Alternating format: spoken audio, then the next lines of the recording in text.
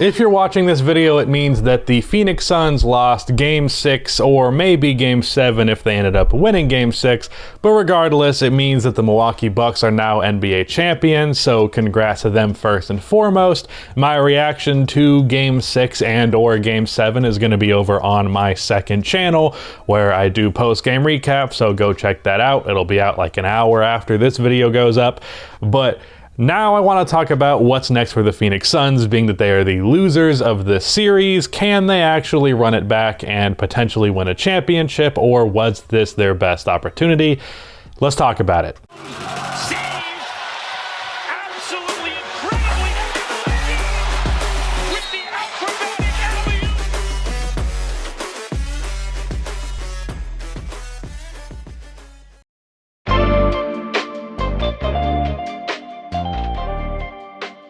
Before I continue on with this video, about half of the people that watch these videos are not subscribed, so if you fall into that 50%, then please subscribe. I am trying to hit 200K on this channel by the end of the year, so your subscription would be much appreciated. Also, drop a like on this video. It only takes 1 second. It makes a massive difference.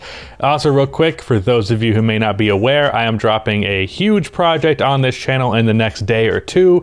It is a video talking about Greg Popovich and some things about his character that I think are under talked about. It's about a 45-minute long deep dive, and I think it's the best video that I've ever made. So just stay tuned for that video. It's going to be here soon, and I really hope you watch it. So yeah. So as mentioned in the intro, really the question with the Phoenix Suns going forward is, was their run this year the closest they were going to get to a championship, or are there things that they can do so that they can run it back and potentially win next time?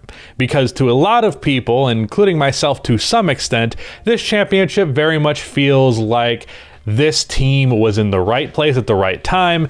Major injuries in every series for the opposing team ahead of them, even though they had some injuries themselves. And as a result, not that it delegitimizes their run, but just it's probably not going to be as easy next time. They're probably not going to get such a clear path where it seems like it is destiny for them to get to the finals. Based on those circumstances, it seems to be the general consensus that this team will likely not be back, as a team like the Lakers or maybe even the Golden State Warriors will stand in their way completely healthy next time around. So that requires that they actually get better in order to overtake those teams, or maybe they just get those more lucky circumstances again. So how does this team actually get better? Well, first things first, we have to address the contract stuff that they have coming up. Chris Paul, of course, is potentially a free agent. Now, he could very well and understandably just accept his player option and then later on sign an extension. Regardless, though, I'm pretty confident he's going to be coming back. Either it's with a longer term contract where he's getting like $20 million a year, or he just takes the $44 million player option this year and then he gets that going forward. Regardless, I'm pretty sure Chris Paul is going to be here for basically the rest of his career, except for maybe like the last year. He's someone who could easily play into his 40s based on what he's shown us this season. And because of that, I don't think you have to worry about Chris Paul going anywhere. Really, you're just more so concerned about how he is going to decline as time goes forward. Then you have to bring back Cameron Payne and Torrey Craig. Craig should be relatively cheap, but I do think he can be a long-term rotation player as a backup wing. And Cameron Payne, you might actually have to pay a little bit more than you would like to. I'd say he probably goes for like $8 million a year. And it's kind of crazy to say that because at one point, I wasn't wrong to believe that he was the worst player in the NBA, but he has gotten very far from what he was when he was on the Bulls. Next, this team really needs to address their backup center spot. Now, Dario Saric tore his ACL at the very start of this series, so that could be an excuse for the backup center position, but the thing is, Dario Saric wasn't really what this team needed, especially in this specific matchup. Dario is actually a pretty damn good backup five for what he brings offensively. He shows passing chops, and he is a pretty damn solid rebounder and three-point shooter.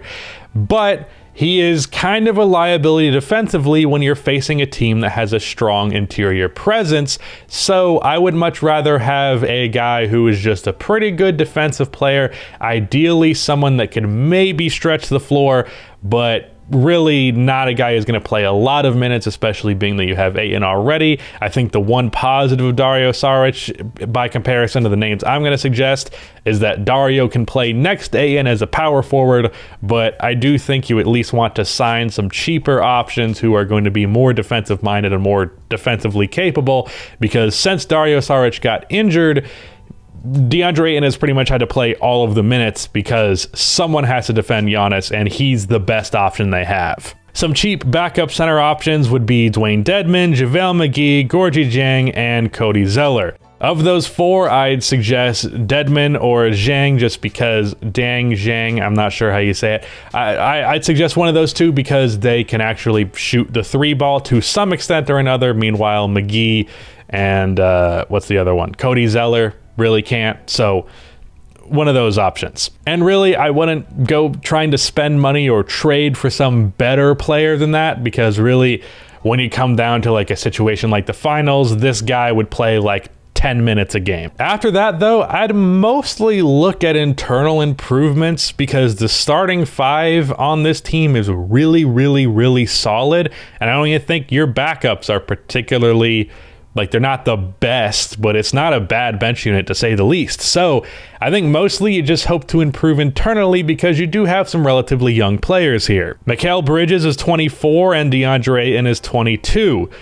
Bridges has actually shown some shot creation and mid-range flashes. I could see a world where Bridges is like an 18 point per game score on relatively good efficiency while being an all defensive candidate. This year he was like 13 with all defensive candidates, so not a huge leap from there. I think he could make that, but really I'm more intrigued by DeAndre Ayton, who is just in his third year this season, and I think can be one of the better players in the league, and thus far he's really just been relegated towards being a really, really high quality role player. Ayton has a lot of room to grow in terms of his shot creating ability and really just his scoring in general. He has shown a face-up mid-range game. He has post-up ability that's not really being utilized. There's even potential that he can shoot threes. He even sometimes flashes an ability to take it off of the dribble against a slower five. I think that Ayton can be a guy who scores like 23 to 25 points per game on good efficiency, along with 10 to 13 rebounds, while being a really good defensive player. And they're really not giving him that opportunity right now. And I understand not trying to give him that focal point of the offense role in the situation they are in at the moment in the playoff run they've been in.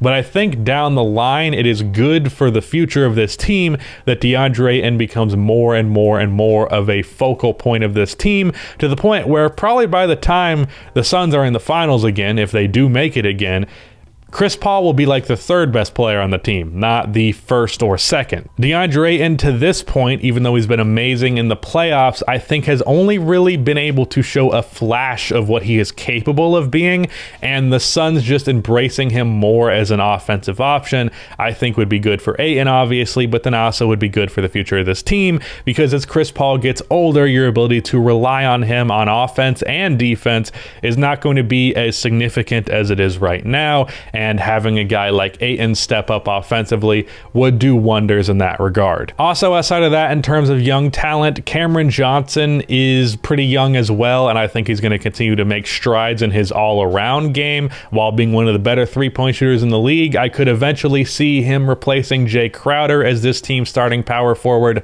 but ultimately, I don't think he's going to be like significantly better than Jay is right now, so that'll improve your depth a little bit, but I don't think it's going to be a huge deal. Also, while I understand Devin Booker is technically still somehow 24 years old, I'm not expecting him to make some significant leap from the player that he is right now, which is fine because the player that he is right now is awesome.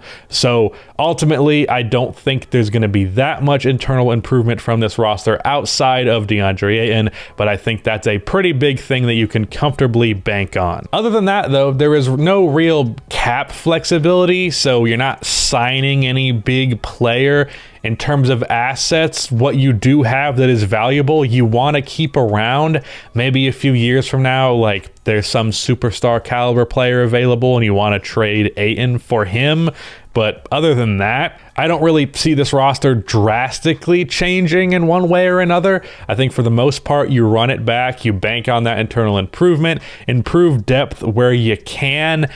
Maybe you trade a pick or two for like a scoring sixth man I could see working there. But for the most part, I really think you kind of just run it back and either hope the cards go in your favor again, or I would say, I don't think the Suns were like guaranteed to lose any of the matchups they had on the way towards the finals. I think they could have beat a healthy Clippers team. Hell, I think they could have beat a healthy Lakers team and a healthy Nuggets team.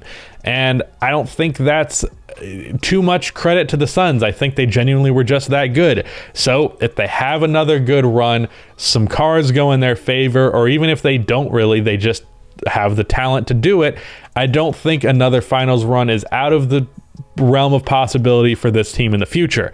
That being said, Chris Paul's age does concern me, so you're really going to have to bank on those internal improvements, but ultimately there's not much flexibility to actually change this roster from what it is now.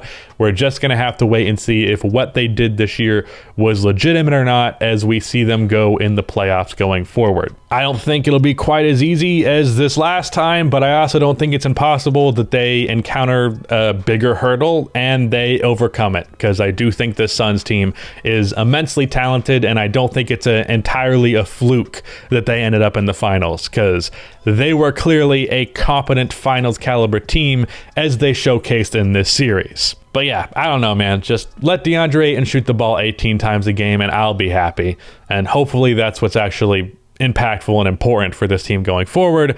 But that's it. Again, congrats to the Bucks for winning a championship. The Bucks were like my favorite team in the playoffs, so this is very exciting. I'm very glad they won. But yeah, that is it. Goodbye. Fuck. Shout out to Rudy. Why did I forget that again? Shout out to Rudy for editing this video, but that is the end of this video. Please be sure to like and subscribe for NBA content like this, and cue the outro music.